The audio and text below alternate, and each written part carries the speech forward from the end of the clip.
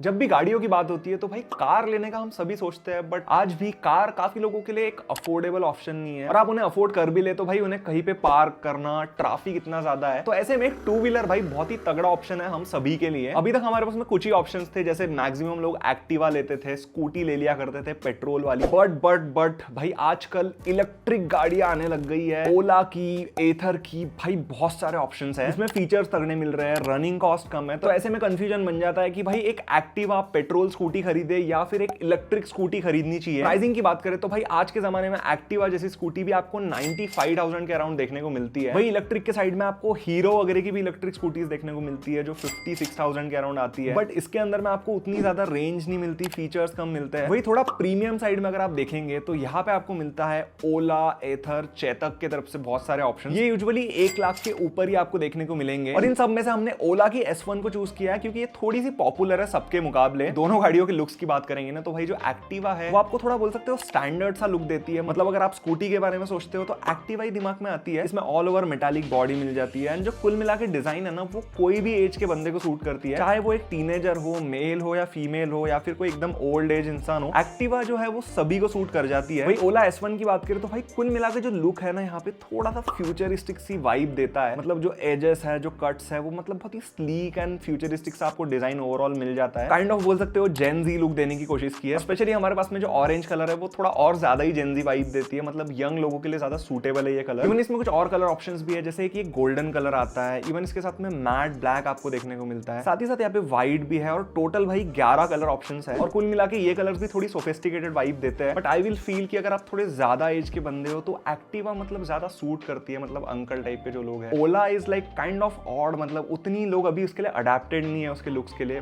तो बोल सकते हो थोड़ा यंगर साइड ज्यादा ओला की तरफ लीन करेंगी। पर भाई एक चीज है कि ओला में इतने फीचर्स आपको मिलते हैं ना तो उसके सामने लुक्स कैसे है वो मैटर करना थोड़ा बंद हो जाते हैं। हमने यहाँ पे दोनों गाड़ियों की डिक्कीज खोल के देखी। ओला के अंदर में इजीली 2 हेलमेट्स आ जाते हैं, उसके बाद में ये ढक्कन भी बंद हो जाता है इसका। वही एक्टिवा में बस एक ही हेलमेट आ पाता है। कभी बारिश आ रही है, आपको बड़ी बैग को डिक्की में रखना है तो ऐसे में ओला की डिक्की बहुत ही इजीली बड़ी बैग को हैंडल कर लेती है। वही एक्टिवा में रखना थोड़ा मुश्किल हो जाएगा। दोनों के स्पीडोमीटर्स की बात करें तो भाई एक्टिवा के साइड में आपको थोड़ा सा सिंपल सा स्पीडोमीटर मिल रहा है। यहाँ पे आप स्पीड वगैरह आपको दिख जाती है। इवन आजकल थोड़े से डिजिटल डिस्प्लेस भी इसमें आने लगे हैं। बट अगर आप ओला के साइड में देखेंगे तो भाई प्रॉपर आपको एक टच स्क्रीन डिस्प्ले देखने को मिल जाता है, काफी बड़ा सा। इसके अंदर में आप चाहे तो इजीली भाई ब्लूटूथ के थ्रू अपने फोन को कनेक्ट करके गाने बजा सकते हैं एंड यही से पूरा म्यूजिक कंट्रोल हो जाता है। जो स्पीकर्स है वो यहाँ नीचे में दिए हुए हैं और ओवरऑल आउटपुट भी काफी मस्त है।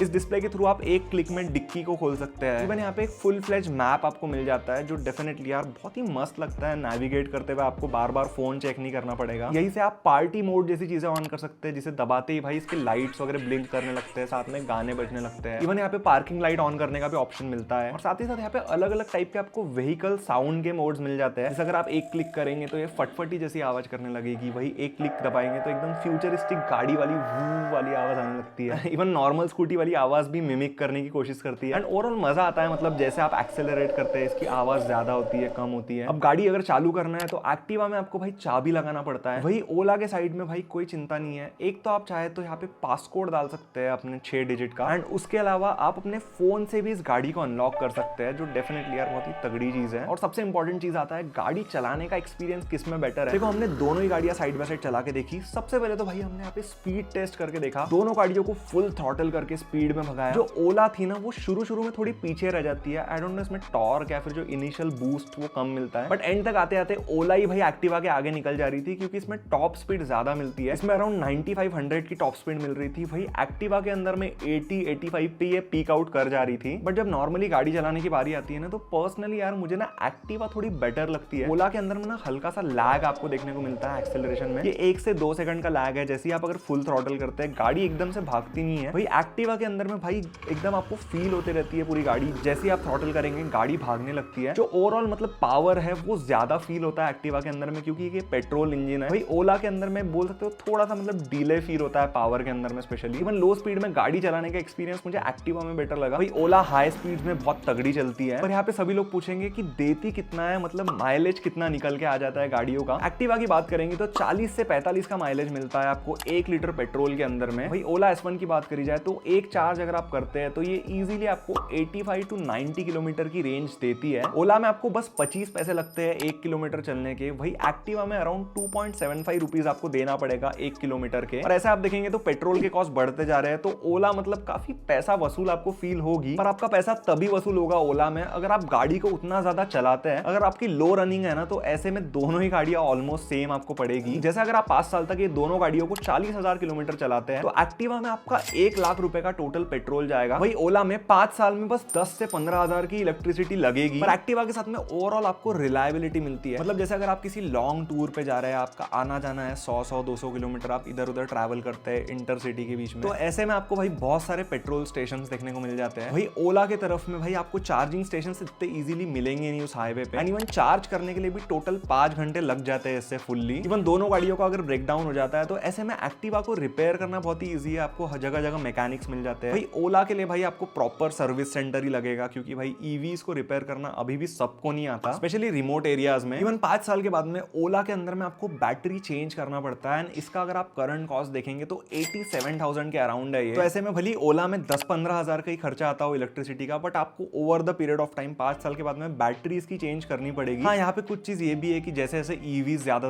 आ रही है तो बैटरी का कॉस्ट कम हो सकता है, क्योंकि ज्यादा यूजर्स रहेंगे, तो ओवरऑल मैन्युफैक्चरिंग कॉस्ट कम हो जाता है। इवन दोनों गाड़ियों के रीसेल की बात करें तो एक्टिवा सेकंड हैंड मार्केट में इजीली भाई 40-45 हजार के बीच में बिक जाती है। भाई ओला का मार्केट थोड़ा सा नया है, तो ऐसे में रीसेल वैल्यू शायद आपको उतनी ज्यादा नहीं मिलेगी इसकी। ओवरऑल अगर दोनों गाड़ियों में से पिक करने की बारी आती है ना, तो यार मुझे पर्सनली ओला उन लोगों के लिए बेटर लगती है जिनको एकदम फीचर्स चाहिए, आपको डे टू डे लाइफ में रनिंग कॉस्ट कम चाहिए, आप ज्यादा किलोमीटर चलते हैं। एंड भाई एक्टिवा जो है भाई, जो लोग कम गाड़ी चलाते हैं, मतलब सिटी की सिटी में आपको घूमना है, इनकेस आपके एरिया में उतने चार्जिंग स्टेशंस नहीं है, तो ऐसे में डेफिनेटली आप एक्टिवा की तरफ में जा सकते हैं। रिलायबिलिटी काफी ज्यादा तगड़ी है। भाई ओला के साइड में थोड़े से आपको रिलायबिलिटी इश्यूज अभी भी देखने को मिल सकते हैं, क्योंकि भाई ये थोड़ी नई गाड़ी आई है, लाखों में से कुछ यूनिट्स में प्रॉब्लम्स निकलती है। दोनों में से आप क्या खरीदोगे जरूर कमेंट सेक्शंस में लिख के बता देना।